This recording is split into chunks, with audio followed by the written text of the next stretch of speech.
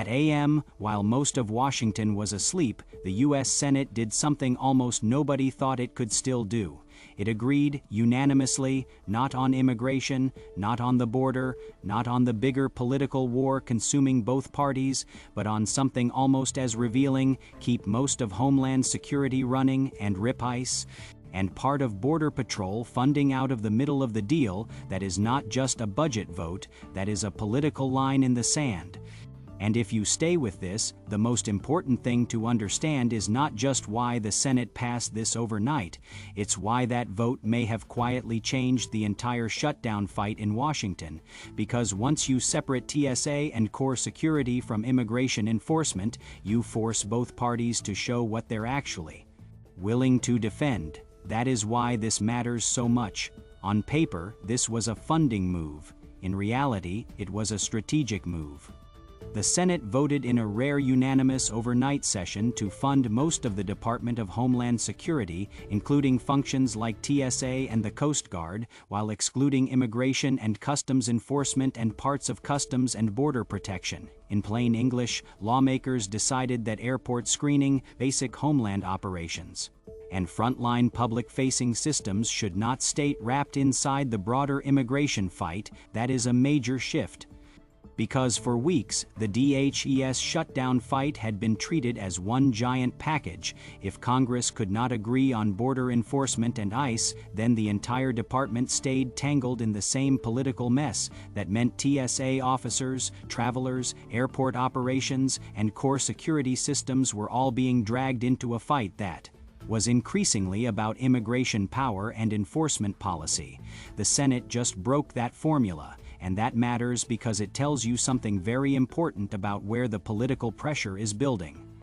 Washington can tolerate a lot of dysfunction when it stays inside policy papers and cable news arguments. It gets much harder to tolerate when it starts showing up in airport terminals, worker paychecks, and visible signs that the federal government is not functioning normally. That is what pushed this vote into existence. This was not Congress suddenly becoming functional again. This was Congress reacting to a crisis it could no longer hide, and that brings us to what actually happened.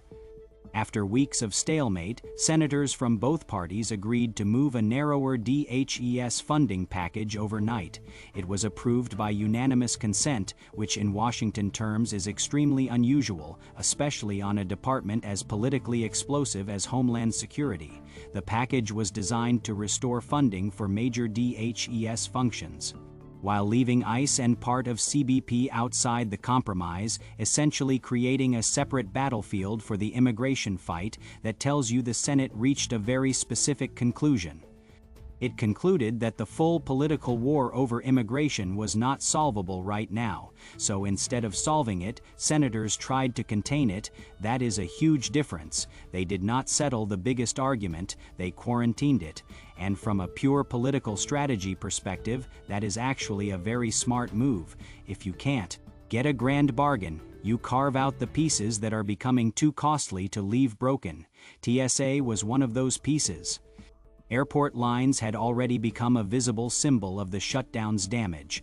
Travel groups were warning that unpaid or unstable staffing conditions were putting unnecessary pressure on a critical public system. Once airport disruption becomes the face of a budget fight, lawmakers know the backlash can spread fast beyond partisan audiences. But here's the part almost nobody is talking about.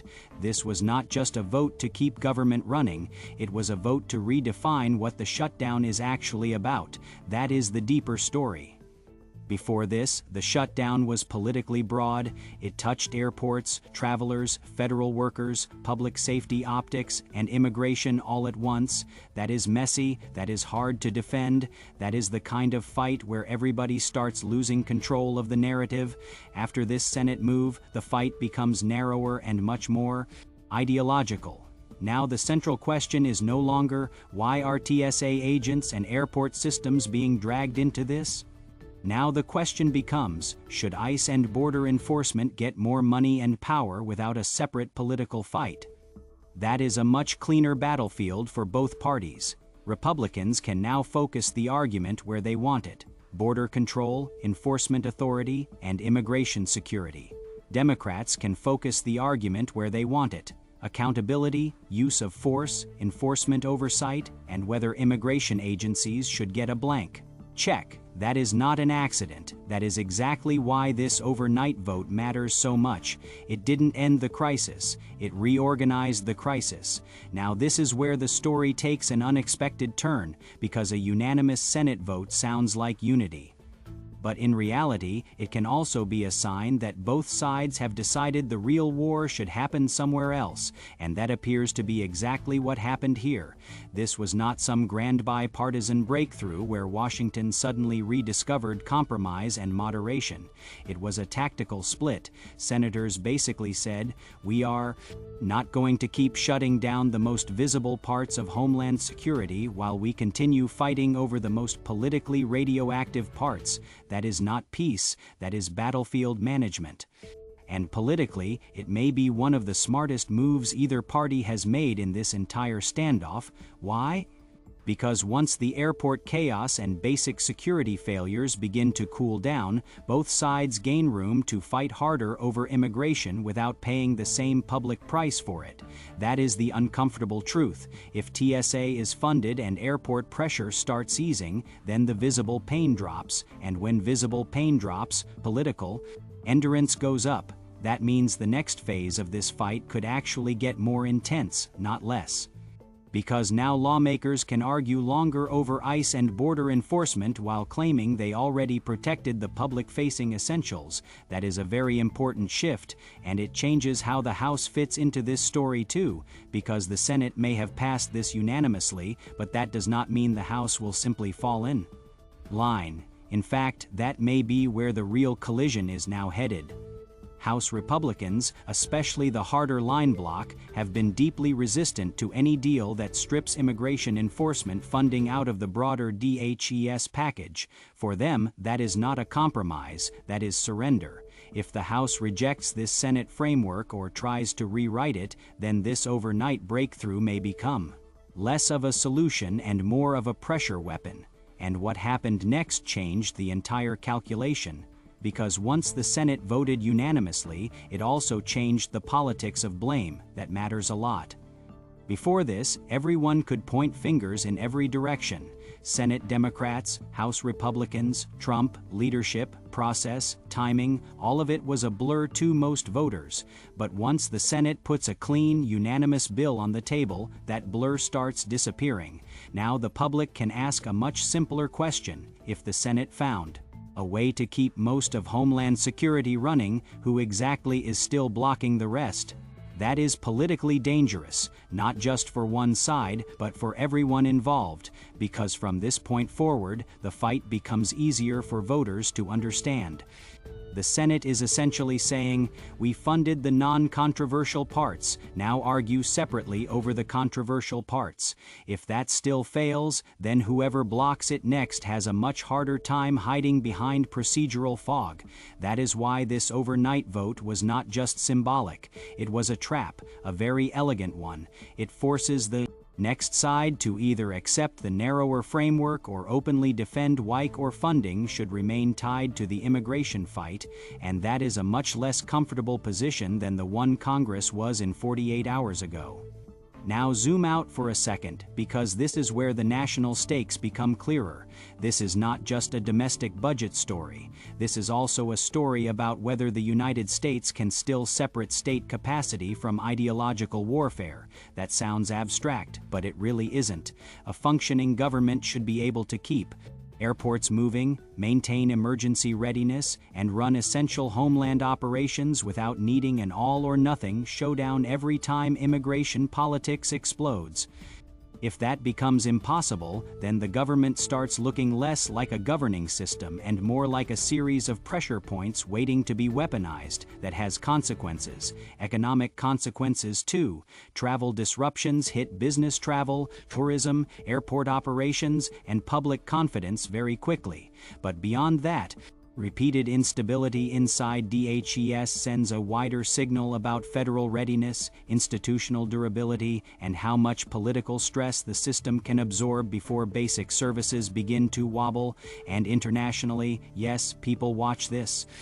Allies watch whether the U.S. can manage homeland operations cleanly, markets watch whether dysfunction is temporary or structural, and adversaries absolutely watch whether American institutions are becoming easier to jam internally. That does not mean this overnight Senate vote solves those concerns, but it does show one thing. Clearly, at least some lawmakers understand the country cannot keep normalizing visible state failure. That is what this vote was really about, not agreement on immigration. Agreement that the rest of the government should not be held hostage while immigration remains unresolved, and that brings us back to the core promise at the beginning. The biggest insight in this story is not simply that the Senate passed a DHS funding bill unanimously. It's what they deliberately chose to leave out, that is the key. By excluding ICE and part of Border Patrol, the Senate did not avoid the real fight. It isolated the real fight, and once you isolate the real fight, you expose it much more clearly. Now the country gets to see whether this shutdown was ever truly about public safety and basic government function, or whether it was mainly about forcing an immigration showdown through maximum pressure. That is the bigger picture, and in a strange way, this may be one of the most honest votes Congress has taken in a long time. Because it strips away the camouflage. It says, fine, let's stop pretending this is all one giant emergency. Let's fund what both parties know should be funded, and then let's have the actual political war out in the open, where voters can judge it directly. That may not feel dramatic on the surface, but politically it is a very big deal, because from this point on, nobody can really hide what this fight is about anymore. If you want more clear, independent political analysis without the cable news noise, subscribe now, and I want your honest take in the comments. Was the Senate right to separate TSA and core homeland functions from ICE and border enforcement, or does that just make the larger immigration fight even harder to resolve? Drop your answer below. And if you know someone who follows U.S. politics closely, share this with them, because this overnight vote may end up mattering a lot more than people realize.